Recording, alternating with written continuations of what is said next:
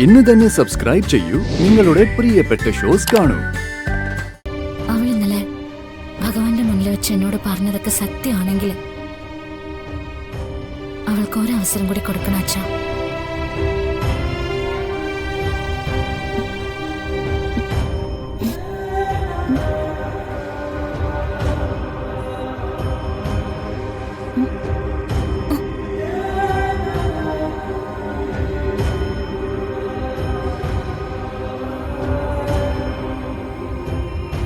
അച്ഛാ,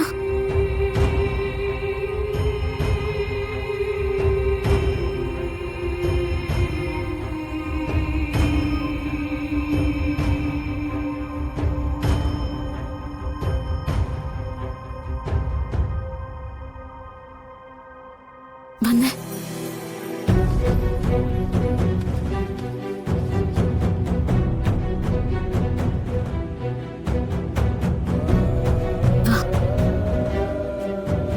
അച്ഛാ, ഇവളിനി എന്നോട് ഒരു തെറ്റും ചെയ്യില്ലെന്ന് എനിക്ക് ഉറപ്പുണ്ട്.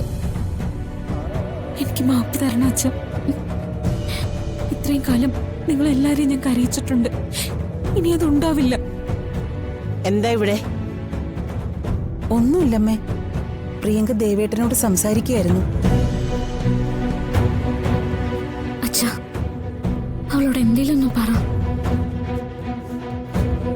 ഞാനിവിടെ പത്രം വായിച്ചുകൊണ്ടിരിക്കുമ്പോ അമ്മ ഒരു കാഴ്ച കാണിച്ചു തരാം എന്ന് പറഞ്ഞ് എന്നെ വിളിച്ചു. അത് നിങ്ങൾ രണ്ടുപേരും ഒരേ കട്ടിലിൽ കെട്ടിപ്പിടിച്ച് കിടക്കുന്ന കാഴ്ചയായിരുന്നു.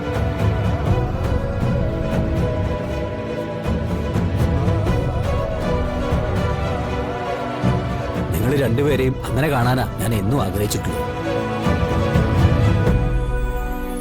സങ്കടങ്ങളും പരാതികളൊക്കെ ഒതുക്കി നിങ്ങൾ അങ്ങനെ തീരുമാനിച്ചിട്ടുണ്ടെങ്കിൽ ഞാൻ പിന്നെ എന്ത് പറയാനാ?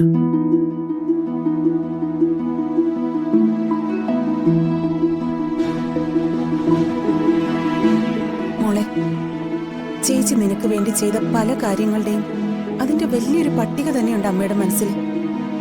അതൊന്നും നീ തിരിച്ചറിയുന്നില്ലല്ലോ എന്ന വേദനയും ഉണ്ടായിരുന്നു. പക്ഷെ രാധിക മോള് പറഞ്ഞു, ഇന്നലെ നീ അതൊക്കെ ഓരോന്നോരോന്നായി പറഞ്ഞു കരഞ്ഞു എന്ന്. ഞാൻ എല്ലാ മോഹങ്ങളും അവസാനിപ്പിക്കാമേ. എല്ലാ ദുരാഗ്രഹങ്ങളും ഇതോടെ തീരും.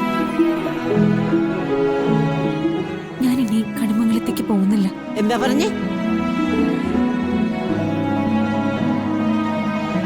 കളിമംഗലത്തേക്ക് പോകുന്നില്ലെന്നോ? പിന്നെ എന്ത് ചെയ്യാൻ പോവാ? അവിടെയുള്ളവര് ഇനി എന്നെ സ്വീകരിക്കില്ല.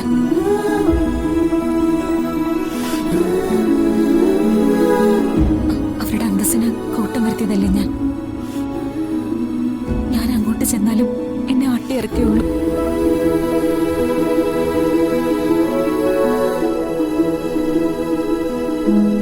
ഞാനിനി അച്ഛന്റെ അമ്മയുടെയും ചേച്ചിയുടെയും ഒക്കെ കൂടെ ഇവിടെ നിന്നോളാം.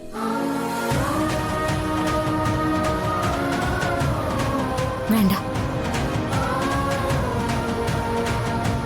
ഞാനിന്നലെ നിനക്ക് വാക്ക് തന്നത് നിനക്കൊന്നും നഷ്ടപ്പെടില്ല എന്നല്ലേ?